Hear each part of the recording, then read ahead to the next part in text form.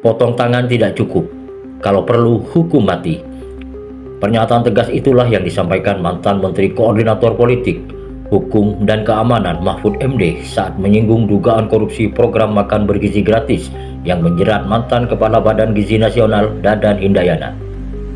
Menurut Mahfud, akan sangat merugikan negara apabila koruptor yang diduga menyebabkan kerugian hingga triliunan rupiah hanya dijatuhi hukuman potong tangan. Pernyataan tersebut disampaikan Mahfud saat berdialog dengan para santri di Pondok Pesantren Lirboyo, Kediri, Jawa Timur pada Senin 8 Juni 2026.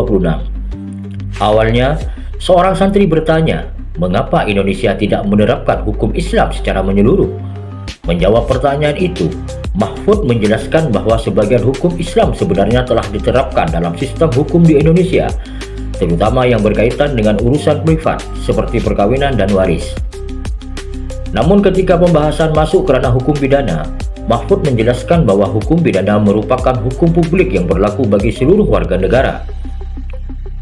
Dalam penjelasannya, Mahfud kemudian menyinggung hukuman potong tangan yang diterapkan terhadap pelaku pencurian di sejumlah negara yang menerapkan syariat Islam. Namun menurutnya, hukuman tersebut tidak sebanding jika diterapkan kepada pelaku korupsi dengan kerugian negara yang sangat besar.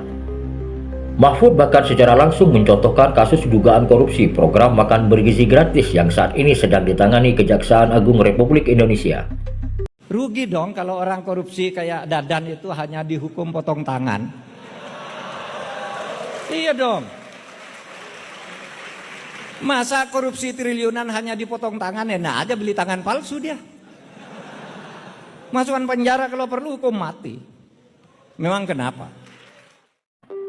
Pernyataan tersebut sontak saja menjadi perhatian publik, sebab Mahfud tidak sedang berbicara mengenai kasus korupsi secara umum.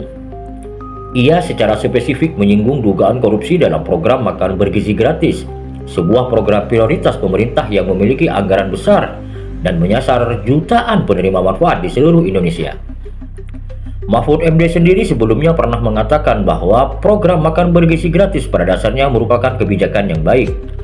Namun program sebesar itu, menurutnya, harus ditopang oleh tata kelola yang kuat, sistem pengawasan yang ketat, manajemen yang profesional, dan pemahaman yang baik mengenai hukum keuangan negara.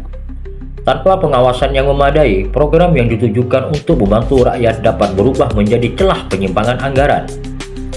Kini, perhatian publik tertuju pada proses hukum yang sedang berjalan.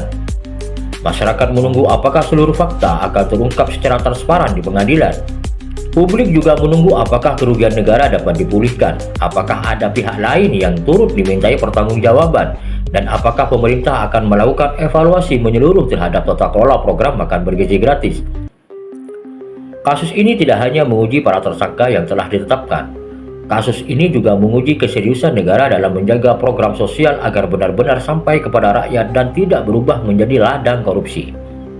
Sementara itu, pernyataan Mahfud MD mengenai hukuman berat bagi koruptor kembali memunculkan perdebatan lama mengenai efek jera, keadilan, dan ketegasan negara dalam menghadapi kejahatan korupsi.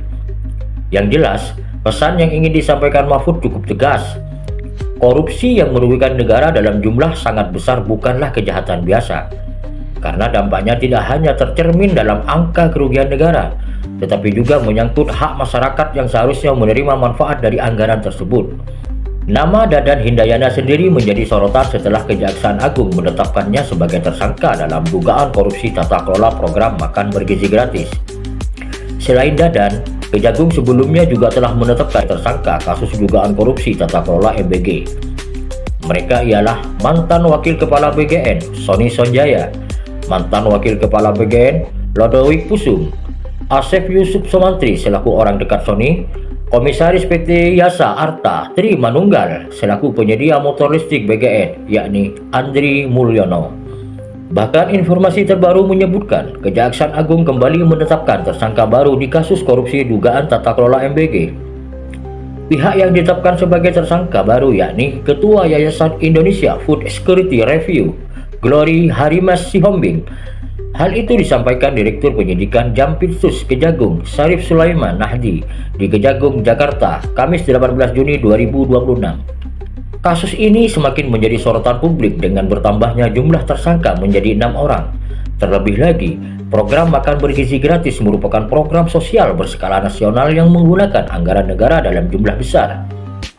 Program yang seharusnya membantu meningkatkan kualitas gizi masyarakat, kini justru diterpa dugaan penyimpangan yang berpotensi merugikan keuangan negara.